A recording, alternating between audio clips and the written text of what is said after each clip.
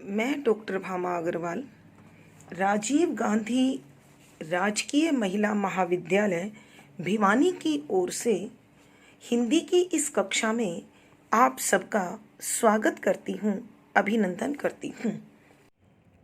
आइए प्यारे बच्चों, आज हम सूर्यकांत त्रिपाठी निराला जी द्वारा रचित कविता भजन कर का अध्ययन करते हैं। पद है, भजन कर हरि के चरण मन, पार कर मायावरण मन, कलुष के कर से घिरे हैं, देह क्रम तेरे फिरे हैं, विपथ के रथ से उतर कर वन शरण का उपकरण मन, अन्यथा है वन्यकारा, प्रबल पावस मध्य धारा, टूटते तन से पछड़कर उखड़ जाएगा तरण मन, भजन कर हरि के चरण मन। प्रसंग, प्रस्तुत पद हमारी हिंदी की पाठ्य पुस्तक 8 अर्वाचीन कवि में संकलित छायावाद के आधार स्तंभ कवि श्री सूर्यकांत त्रिपाठी निराला जी द्वारा रचित कविता भजन कर से लिया गया है। संदर्भ, इस कविता में कवि ने मानव के मन को यह समझाने की कोशिश की है कि तुम प्रभु के चरणों का ध्यान लगा ले, तभी इस संसार के मोह माया के चक्कर, सांसारिक आपाधापी, भोग विलास, इनसे मुक्ति प्राप्त हो जाएगी। वरना यह कुमार्ग तुझे 184 योनियों में पुनर्जन्म के लिए मजबूर करता रहेगा और तुझे इस शरीर के लिए भवसागर पार लगने या लगाने वाली नौका जो नाम जाप से प्राप्त होती है नहीं मिल पाएगी और तेरा जीवन यूं ही व्यर्थ हो जाएगा।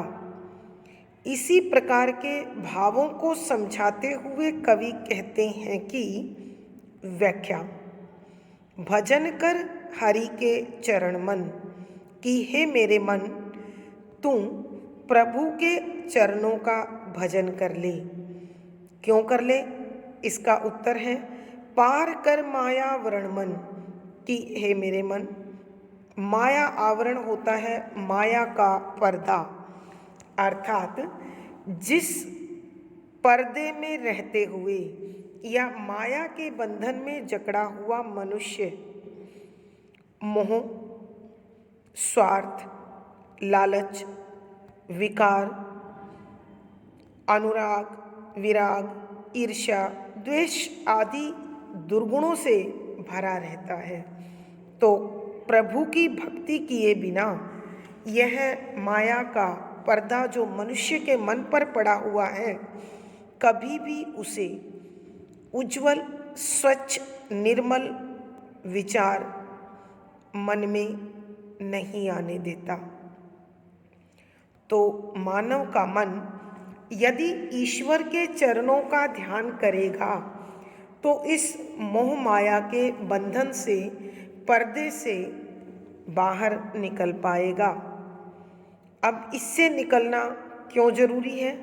माया के आवरण का मनुष्य के जीवन पर क्या प्रभाव होता है, इसे बताते हुए कवि कहते हैं, कलुष के कर से घिरे हैं, देह कर्म तेरे फिरे हैं। कलुष पाप, के कर हाथ, से घिरे, घिरा हुआ होना, देह कर्म, देह माने शरीर, यहाँ क्रम, कर्म का मतलब श्रृंखला, और यदि ये कर्म के संदर्भ में है तो काम, तेरे शरीर के फिरे उलट गए हैं, बिगड़ गए हैं कि तेरा यह शरीर, यह जीवात्मा, यह मानव देह पाप के हाथों से घिरी हुई है।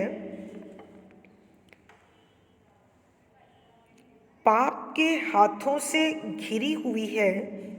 इस कारण तेरे शरीर से होने वाले कार्य तुझे पुण्य के रास्ते से हटाकर पाप के मार्ग पर चला रहे हैं, और इस पाप की राह पर चलने के कारण यह मानव शरीर, जो मनुष्य को मुक्ति का एकमात्र साधन बनकर मिला है, वह उसे मुक्ति के पथ पर नहीं ले जा सकता।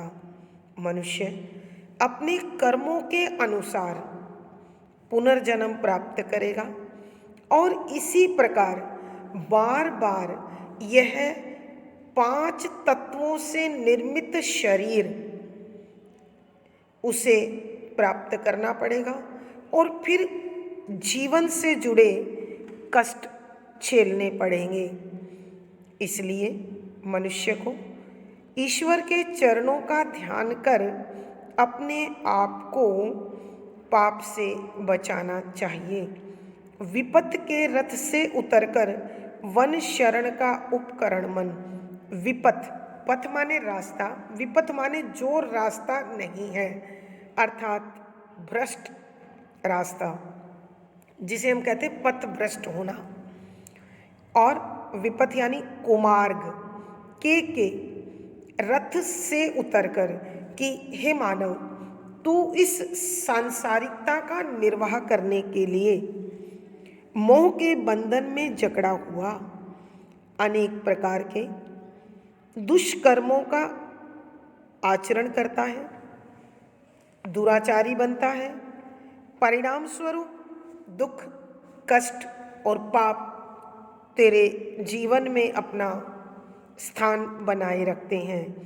तो इनसे मुक्ति करने के लिए वन शरण का उपकरण मन कि हे मेरे मन, तू वन शरण जाने के लिए उपकरण साधन जुटा, अर्थात अपने जीवन में इस मायाजन्य जगत से वैराग्य उत्पन्न करने का कोई साधन जुटा ले। और इसका एकमात्र साधन है मन की चंचलता को अपने काबू में रखना, अन्यथा है वन्यकारा।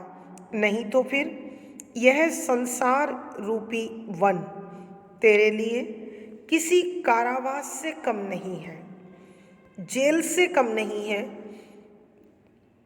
दुख झेलने के साधन से अधिक कुछ नहीं है।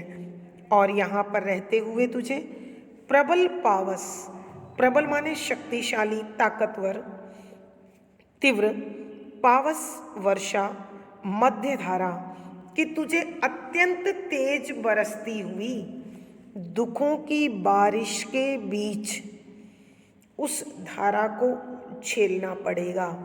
कहने का अभिप्राय यह है कि यह जीवन तेरे लिए वनों की भांति झाड़ झंखाड़ से भरा, कष्टों से भरा, दुखों से भरा होगा, जहाँ कभी तुझे जंगली जानवरों का अर्थात पाश्विक प्रवृत्ति से जुड़े हुए लोग, कष्ट देने वाले भाव, विचार, विकार, और कभी तेरे जीवन में दुखों की भीषण वर्षा होगी और तुझे उस धारा को झेलना पड़ेगा, सहन करना पड़ेगा। टूटते तन से पछड़कर उखड़ जाएगा तरण। टूटते माने बिखरा हुआ। किससे बिखरा हुआ? संसार की अपेक्षाओं के कारण उत्पन्न पीड़ा, तन शरीर से पछड़कर पीछे रहते हुए उखड़ जाएगा, यानी नष्ट हो जाएगा, पिछड़ जाएगा। तरण माने मुक्ति कि हे मेरे मन, यदि तू अभी सजग नहीं हुआ, सावधान नहीं हुआ, सचेत नहीं हुआ, और तूने ईश्वर के चरणों का ध्यान नहीं लगाया, तो संसार में चाहे तू किसी के लिए कितने ही और कैसे ही सुकर्म या दुष्कर्म कर, अंततः तेरी आशाएं, तेरी अपेक्षाएं इस संसार से पूरी नहीं होती। परिणाम स्वरूप तेरा मन और तेरा तन दोनों पीड़ित हो जाते हैं, आहत हो जाते हैं, घायल हो जाते हैं, और जो जीवन का लक्ष्य है मोक्ष की प्राप्ति, मुक्ति की प्राप्ति, वह समाप्त हो जाता है, उखड़ जाता है। तो हे मेरे मन, तू अपने आप को कुमार्ग के रास्ते से हटाकर सुमार्ग पर चला और मुक्ति को प्राप्त कर। भावार्थ: कहने का भाव यह है कि मानव इस संसार में रहते हुए अनेक विकारों का अनुकरण करता है और पाप का संग्रह करता रहता है, जो कष्ट के सिवा मानव को कुछ प्रदान नहीं करता। विशेष यहाँ कवि ने मानव शरीर का एकमात्र लक्ष्य मोक्ष की प्राप्ति के लिए ईश्वर की शरण का मार्ग सुझाया है। शुद्ध साहित्यिक खड़ी बोली का प्रयोग है, शांत रस है, प्रसाद गुण है, दृश्य बिंब है, अभिधा शब्द शक्ति है। यहाँ 14 मात्राओं वाले समछंद का प्रयोग है। ये शैली और संगीतात्मकता बनी हुई है। इस पद में प्यारे बच्चों, मन, संबोधन, कलुष के कर, विपथ का रथ, रूपक, प्रबल पावस, अनुप्रास आदि अलंकारों का सुंदर सटीक प्रयोग है। धन्यवाद बच्चों, आज की कक्षा में बस इतना ही।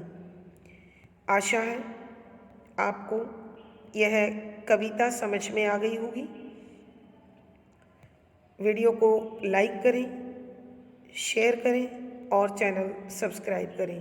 आपका दिन और जीवन मंगलमय हो, इसी शुभकामना के साथ आभार, धन्यवाद।